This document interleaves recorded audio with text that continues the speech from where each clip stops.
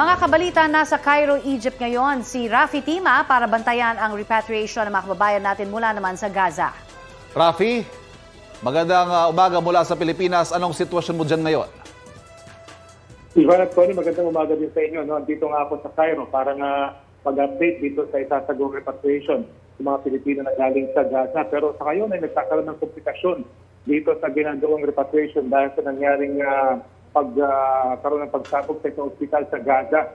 Pati ang Egyptian President si Abdel Fattah al-Sisi ay nag-issue na ng kanyang statement. Sinasabing ito-condemn niya itong pagsabog sa isang ospital. Bagamat sabi ng Palestinian Health Authorities ay gawa ito ng isang Israeli strike, ay ito ng Israeli naman, ito ay isang failed na rocket mula mismo sa Hamas. So ito ay kailangan pa talaga imbestigahan. Pero sa ngayon, ang ating binabataya talaga dito, Ivan Tony, ang posibleng pagtawid na nito ating mga kababayan na sa may Rafah crossing sa ngayon na ilang araw na naghihintay doon para makatawid papunta sa Egypt para makauwi naman na dyan sa Pilipinas.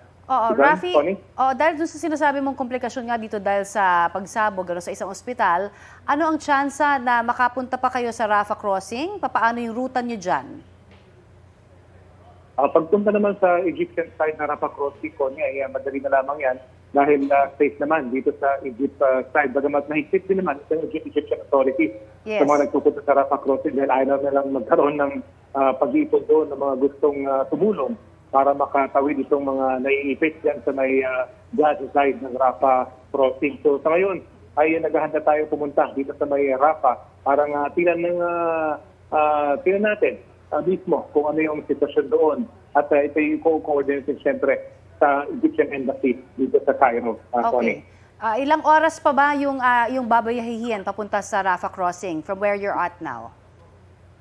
Nasa 400 kilometers Connie, ang Cairo at ang Rafah. So mga roughly around 300 o 3 hours kapag tuloy-tuloy yung biyahe. Sa ating pagkakaalam, ay meron ng mga staff ng Egyptian Embassy yan sa may Rafah crossing na tinatry na mag-negotiate dito sa mga authorities ng Egypt at nakamas na rin na nag-control yan sa may Rafah crossing para maitawid na itong ating mga kababayang Pilipino dyan sa crossing na yan, Tony. So, Rafi, as we speak, ang latest, hindi pa rin nagpapapasok sa border ang Egypt, ano? Oo, sa ating pagkakalam, Ivan, mga humanitarian na relief goods pa lamang yung pinayagang pumasok. Pero yung mga tao ay hindi pa. Pero may mga sinukonsult tayo informasyon na may isa-isang nakakalusot. Pero yun ay ating ikukumpirmahin pa.